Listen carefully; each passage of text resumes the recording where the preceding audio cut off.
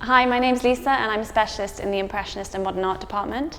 I'm here to talk to you today about our October Impressionist and Modern Art online sale, which runs from the 6th to the 14th of October. The sale encompasses many modern works, as well as Impressionist works and Surrealist masterworks. So we are offering works by the likes of Henri Matisse, Georges Braque, from Miró. We also have Surrealist works by Salvador Dali. And then a very strong offering of German works, and I actually wanted to run you through some of our German highlights today. The first work that I wanted to talk about was this work by Santi Shavinsky, who joined the Bauhaus in 1924. We have this work from 1928, and here we see the architectural through the form in the sky with a very sort of abstract creation of form.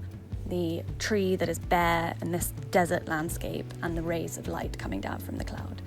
Moving on in German abstraction, we have this work by Willi Baumeister, who looked also to the abstract forms in art and was very, very fascinated by prehistoric artifacts. In the present work, he's used sand as well as oil to really get back to this prehistoric kind of material.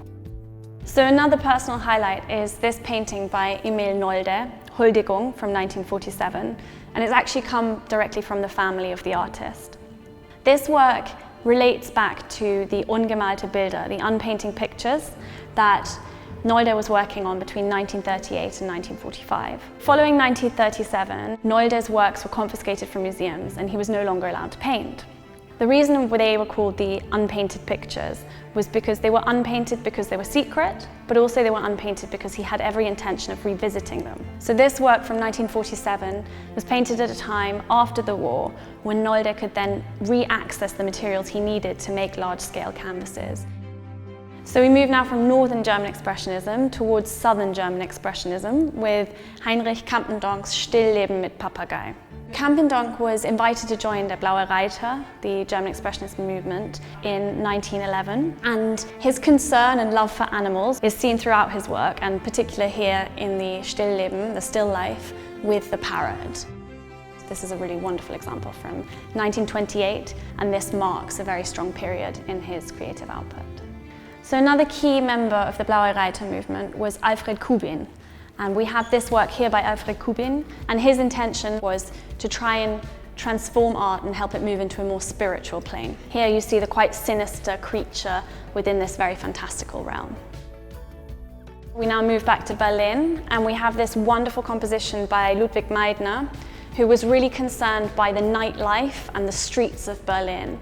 So here you see this cafe scene, and what I really love here is how he's heightened the composition with this white pigment to really bring in this contrast and allow the light to shine through.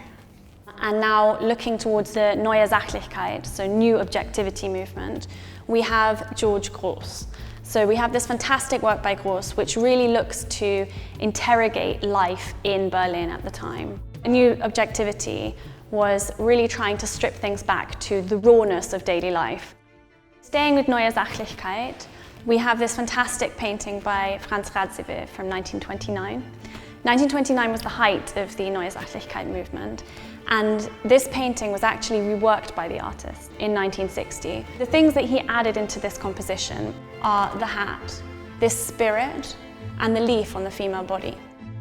The painting's name changed. He changed it to Gespräch über einen Paragraphen, which means conversation about a paragraph. The paragraph that is being discussed was a controversial law, and it was readily debated, and he changed the meaning of the painting to engage with that debate. Thank you very much for watching. The sale will be open for bidding from the 6th of October at 2 p.m. and you'll be able to look at the sale online as well as coming to see us and the works in the New Bond Street galleries in London, and we'll be able to help you with anything you need.